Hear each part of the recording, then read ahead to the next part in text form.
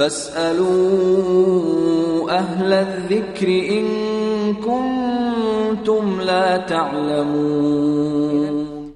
محترمہ عشرت انڈیا سے سوال کرتی ہیں، ان کا سوال یہ ہے کیا یہ صحیح ہے کہ نکاح کی رات ایک ساتھ ایک ہی روم میں میاں بیوی کا نماز پڑھنا واجب ہے؟ کیا ایسی کوئی حدیث ہے؟ برائے مہربانی بتا دیں۔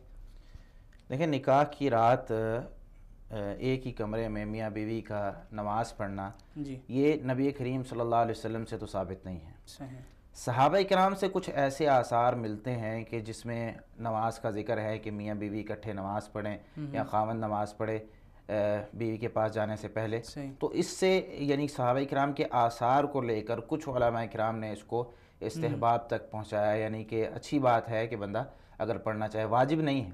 کوئی شخص پڑھنا چاہتا ہے تو پڑھے، اس سے جو ہے وہ صحابہ کرام کے جو آثار ہیں۔ دو روایات انشاءاللہ میں آپ کو سنا دیتا ہوں۔ ابو اسید رضی اللہ تعالیٰ عنہ کے آزاد کردہ غلام تھے، تو یہ کہتے ہیں کہ جب میں نے شادی کی تو میں نے کچھ صحابہ کرام کو اپنے گھر میں دعوت دی ہے، جس طرح کہ عبداللہ بن مسعود، ابو ذر، حذیفہ رضی اللہ تعالیٰ عنہم۔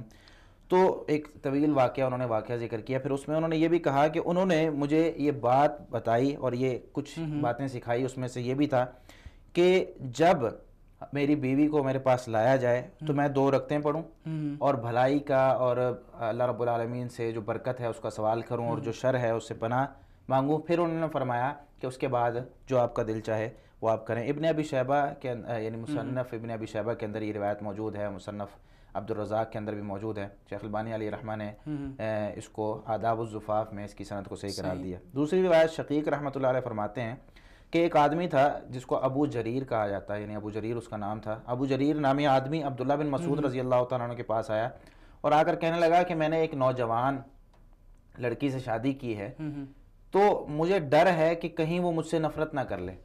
تو عبداللہ بن مسعود رضی اللہ تعالیٰ عنہ نے جب یہ سنا تو کہنے لگے بھئی جو الفت ہوتی ہے وہ اللہ تعالیٰ کی طرف سے ہوتی ہے، اللہ رب العالمین دلوں میں الفت ڈالتا ہے۔ شیطان ہمیشہ بغض ڈالنے کی کوشش کرتا ہے، شیطان چاہتا ہے کہ 2 جو رشتے ہیں، خاص طور پہ وہ رشتے جو ہمارے لیے حلال ہیں، ان کے ساتھ ہم فائدہ اٹھا سکتے ہیں، تو ان کے درمیان جو قریبی رشتہ دار ہیں شیطان ہمیشہ نفرت ڈالنے کی کوشش کرتا ہے۔ تو آپ ایسے کریں کہ جب آپ اپنی بیوی کے پاس آئیں تو آپ اس کو حکم دیں کہ وہ بھی آپ کے پیچھے کھڑی ہو، ان تصلی وراءک رکعتین، کہ وہ آپ کے پیچھے 2 رکعتیں ادا کرے، یعنی آپ آگے 2 رکعتیں ادا کریں، وہ پیچھے آپ کے ساتھ، یعنی جماعت کی شکل میں آپ نماز ادا کر لیں۔ تو یہ بھی مصنف ابن ابی شیبہ اور مصنف عبدالرزاق اور طبرانی معجم الکبیر کے اندر روایت موجود ہے۔ آداب الزفاف میں صفحہ 24 پر اس کی سند کو بھی شیخ البانی علیہ رحمہ نے صحیح قرار دیا ہے۔ تو یہ 2 اس طرح کے اور بھی آثار موجود ہیں صحابہ کرام سے۔